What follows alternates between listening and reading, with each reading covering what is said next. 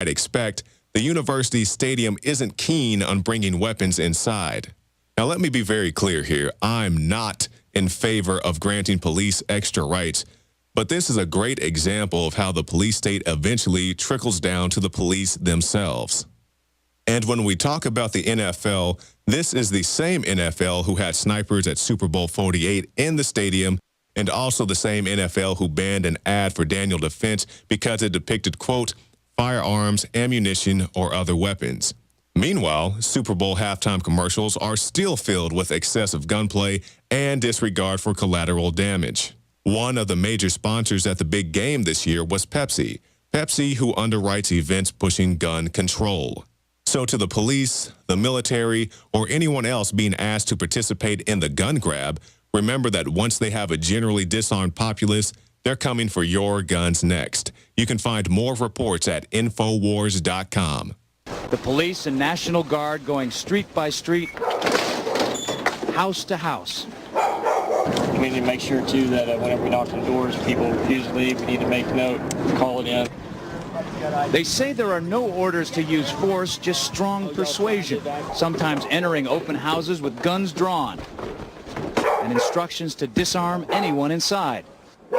You say guns will be taken? No one will be able to be armed. We will take all weapons. Well, earlier today, we tried to contact the FCC after one of their commissioners wrote a very critical article of a program that they have coming up where they're going to embed themselves into local news stations. And we're concerned about that. So we call the FCC. Stay tuned. We're going to have that report right after the break.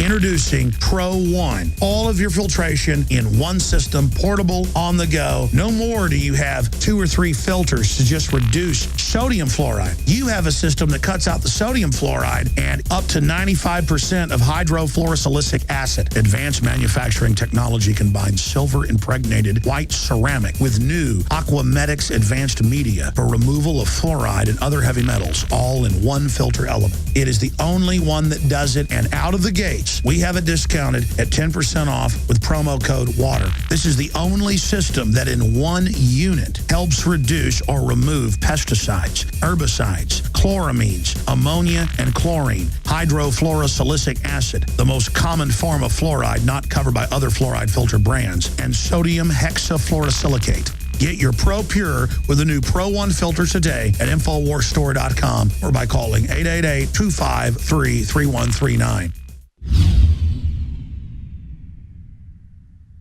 The facts are in. The studies are legion. Sodium fluoride and other toxic members of the fluoride family are devastating the health and cognitive ability of the American people. So why are the social engineers adding it to the water? Simple. Dumb down the host population that the parasitic technocracy is feeding on. We may not have been able to get fluoride out of the water supply yet, but we can help to get it out of our bodies. I am extremely excited to announce the exclusive InfoWars Life Fluoride Shield formulation, fusing 6 of the best documented ingredients from around the world to help the body remove not just toxic fluoride residues from the body, but a whole host of toxic substances. Let's take a stand against the globalists by blocking their poisons with Fluoride Shield. I use Fluoride Shield every day. Secure your Fluoride Shield and other pioneering formulations at InfoWarsLife.com today. Let's start cleansing our bodies now and support the InfoWar at the same time. That's InfoWarsLife.com.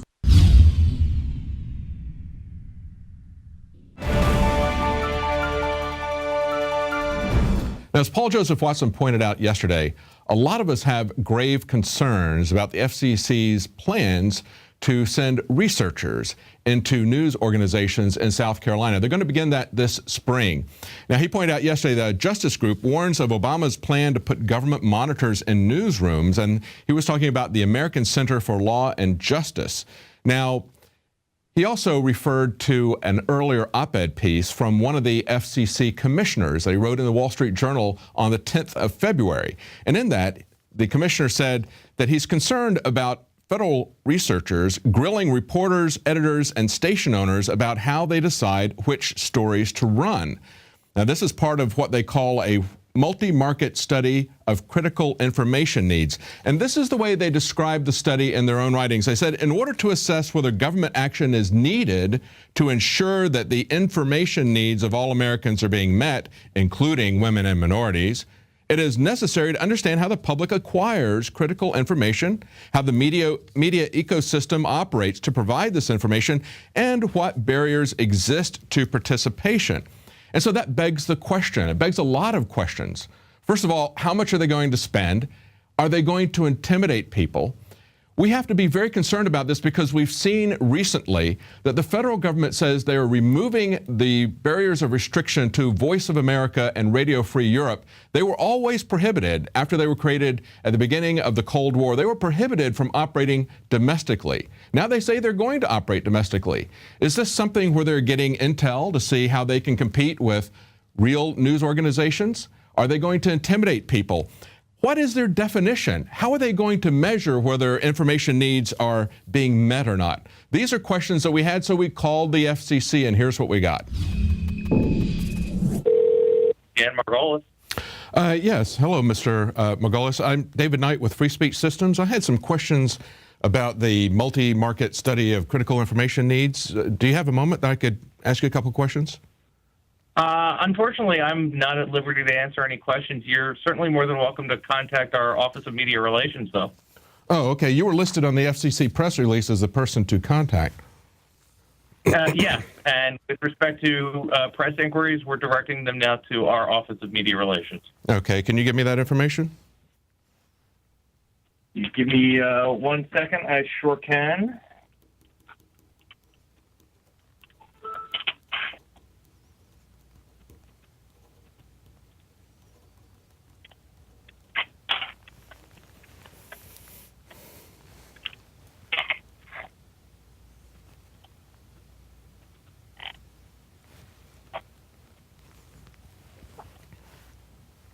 Phone number is 202 418 0503.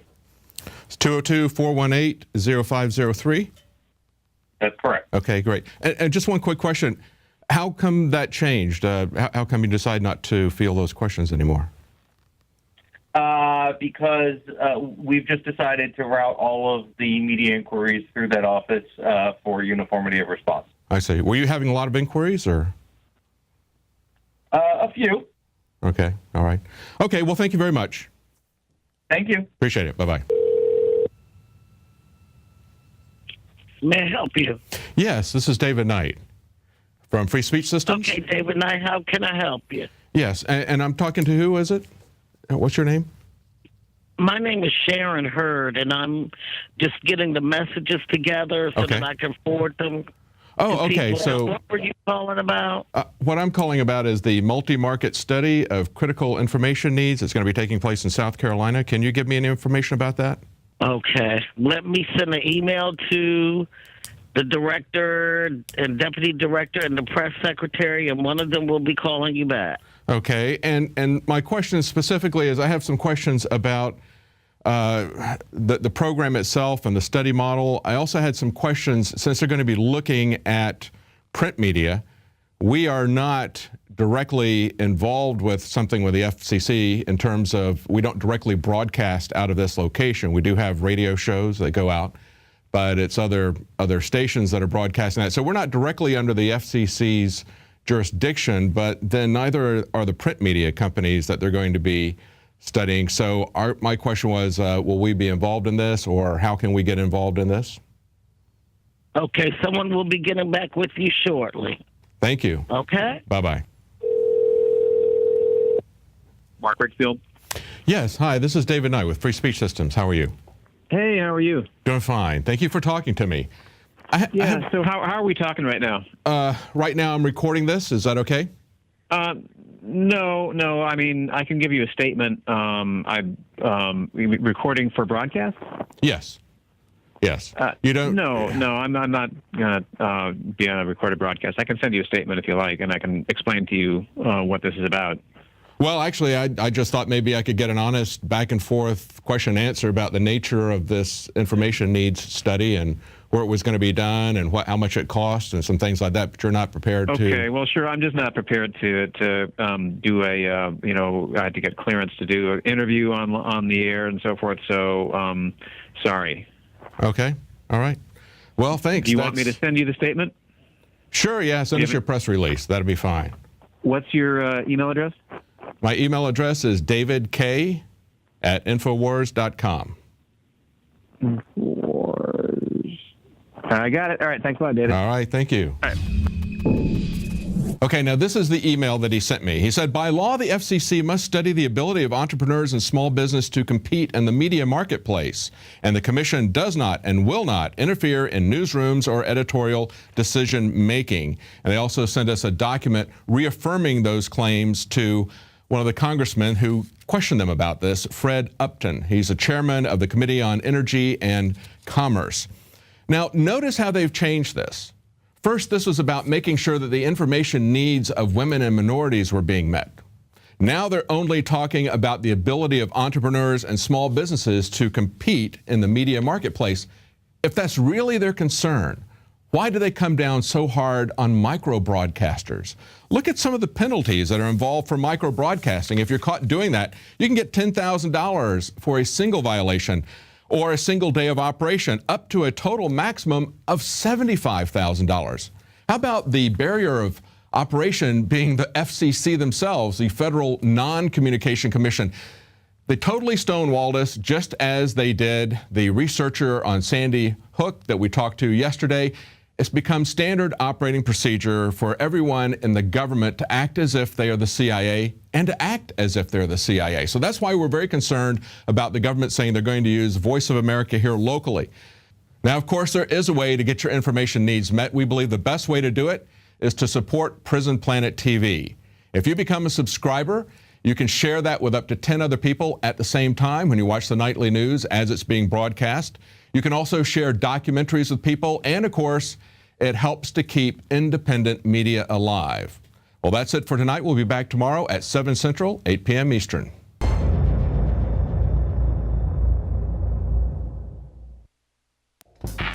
We're on the march. The empire's on the run.